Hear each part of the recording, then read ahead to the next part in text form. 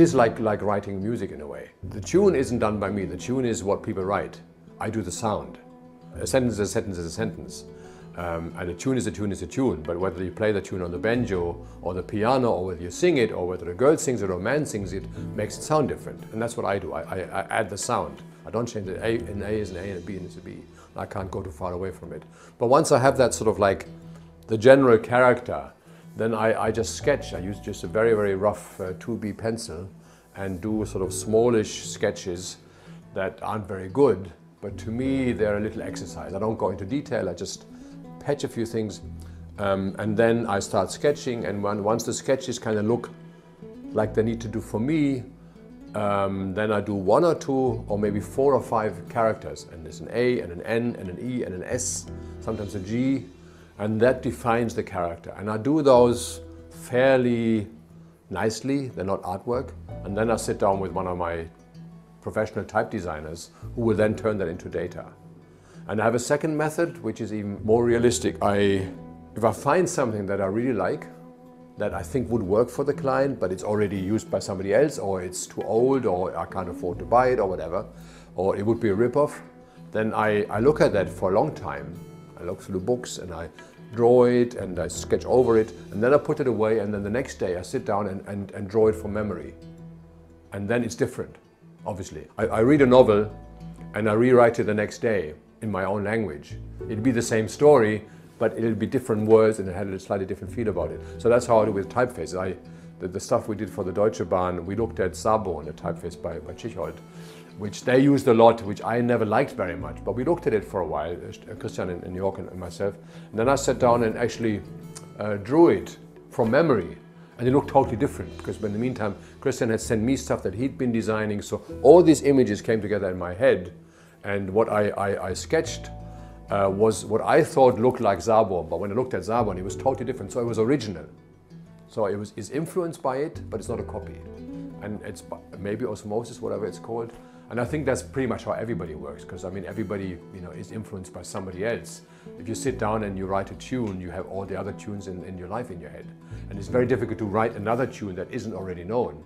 And I'm sure I've done stuff where I've inadvertently copied something else because I've seen it somewhere and it comes back out into your brain maybe 20 years later.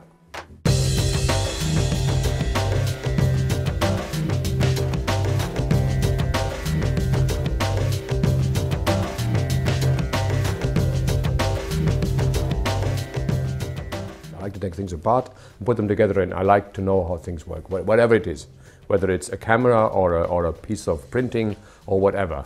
And I think that's the combination now, that without letters we wouldn't exist. There would be no knowledge, there would be no science, there would be no history.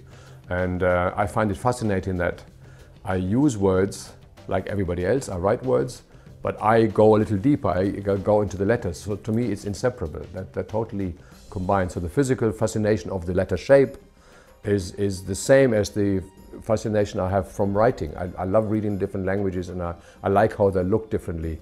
So to me, it's the same thing. It's all language, the physical and the visual shape of language.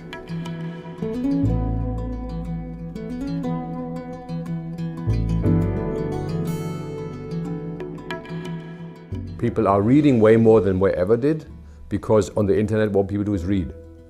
You look at images, you look at videos, but most of the time you read. Even if it's 140 letters in Twitter, or short emails, we read way more than we ever did. And what's happening is what's always happened. We develop in separate languages. There was always a language of science, which used to be Latin.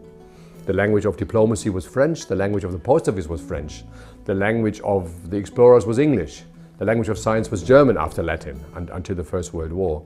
If you're in communication, you have to know Twitter, which is a separate language. You have to express yourself. You may use those little signs. So I think they just add up. I don't think anything is going to be reduced. There is a Twitter language, there is an internet language, there's going to be an iPad language, there will be all these separate languages. As we will have black and white photography, color photography, I think we're just getting more and more rather than getting them all fusing together.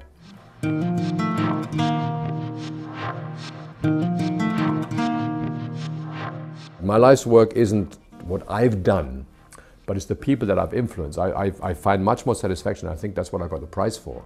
It's for having trained or educated, a few hundred people over the last 35, 40 years. I've trained people, I've hired people, I've worked with people. There is a list of about 500 people who've got their own studios. If you go to any studio in Berlin, you probably won't find one where there isn't somebody who's worked with me. The same even goes in London and other places. So I've had an influence because of the phase and the age, and when I started this, I brought corporate design back from England, which didn't exist in Germany. In that sense, I invented pretty much with FontShop the distribution of electronic typefaces of fonts. So that's sort of, I was lucky to be there at the right time. I've done a few things on my own. Most things I've done with other people. So for me, that's my responsibility is to show people that this is always teamwork. There are no geniuses. There's no single incredible people who do all this, as Michelangelo and he had assistants too. That this work is by definition a work in teams, a cooperative, and that it's important that now and again we can do things that will change the place we live in. So in my exhibition I will feature the work that we did for the BVG here in Berlin, the transit people, because that has a profound influence on the city that I live in. And it's design work. But we were very lucky that we had unification of Berlin. I had a client that understood this, and that won't happen again. That happened 20 years ago. We were able to change the look of Berlin, and the same goes for the work I did for Deutsche Bahn, for the railways, that you are lucky to be at a certain place in a certain time, and you can have a major influence on the visual culture of your country.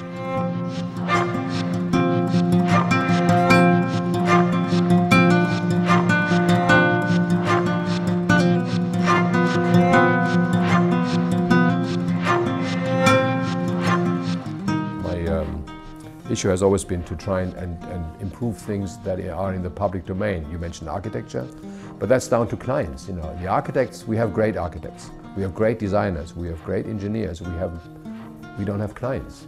So what we need is a culture of clients, and there's still horrible government communications. I mean, if I look at the tax forms, they're just as bad as they were 40 years ago. And I could make them 100 times better in 2 days, but they don't realize it's something that people can do. They go to the advertising agencies, and the advertising agencies aren't interested in forms. They do big campaigns. And if they came to me, I would do the form, not a campaign. But the clients, we still need to educate the clients, because a lot of communication, and the reason I'm saying is not I want this to be aesthetically nicer, but I want communication to be more open. And if, for example, bad government forms serve to separate us from the government, because they make us stupid, because we don't understand, so we do what we're told. If things were more designed in the sense of more open or more accessible, then we would be able to communicate more with each other.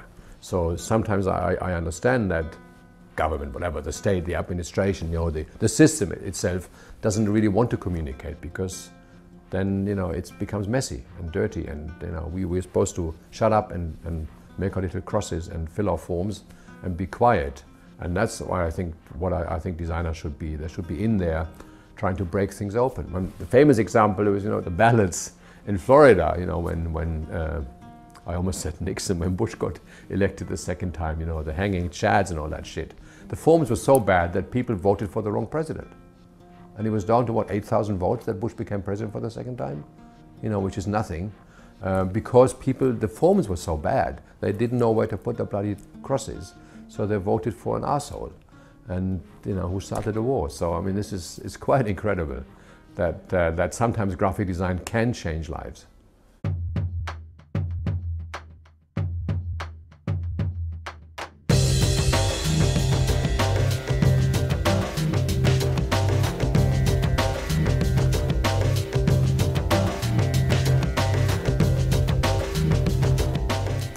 We're very sophisticated. I mean, the Western society, certainly Germany,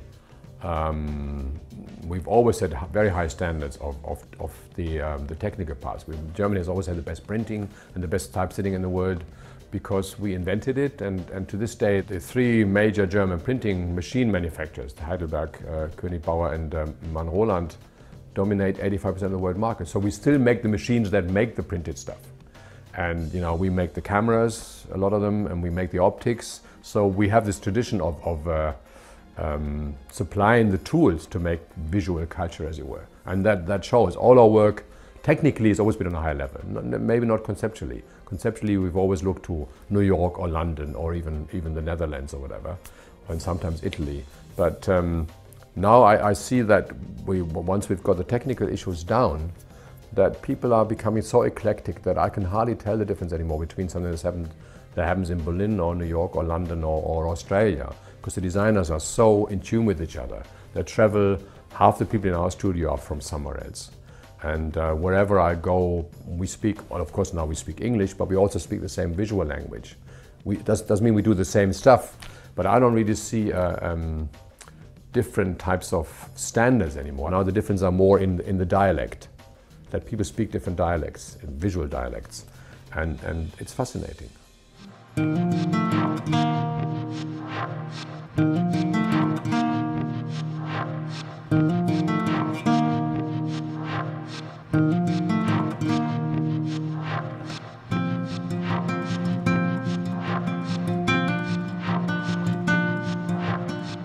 Well, type is all about rhythm and space. It's actually not about form very much.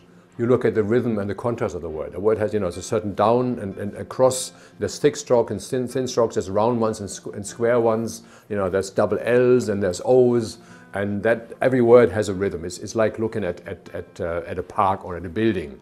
You don't see the details. You see all of it.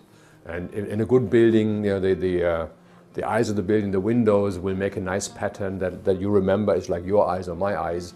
It has a face, and a typeface, that's why it's called face, luckily in English, has a face. It all combines together. And what we read is the contrast between thick and thin, light and dark, square and round. And the rhythm is the rhythm of words, of spaces between words, of spaces between characters. And just as in music, that makes it exciting. If it was just the notes, without any meter, any timing, every tune would sound the same. So my role is to put rhythm into it. The contrast between the outside shape and the inside shape. The outside is the black, and the white inside is actually what? It's like the pauses in music. The stuff when there isn't anything playing, that makes the rhythm. The silence in between. And the silence in between is what you actually design, rather than the black notes. You can't become a good designer by staying at home and looking at one book. You've got to be out, talk to other people, travel, because there's nothing better than realizing that 200 kilometers from your door, things are different. Because you live in wherever you live, whether it's Berlin or New York or the middle of nowhere, or the suburbs of Beijing. Things are different when you move out. And that's the first thing when you're 21, you're like, oh my God, it doesn't have to be blue, it doesn't have to be square. It can be different. Read as much as you can. Listen to as much as you can, travel as much as you can, meet as many people as you can. Just gather all the shit for years and years. And when you think your head is almost full, then you start over, because your head is very, very empty. My head is empty, even though it feels full at times, but I'm sure I've only got 10% of my brain capacity using. I could use a hell of a lot more of it. Our brain is incredible. It's the biggest hard drive we know, and it's the fastest. But the trouble is I can never find anything, like on my hard drive.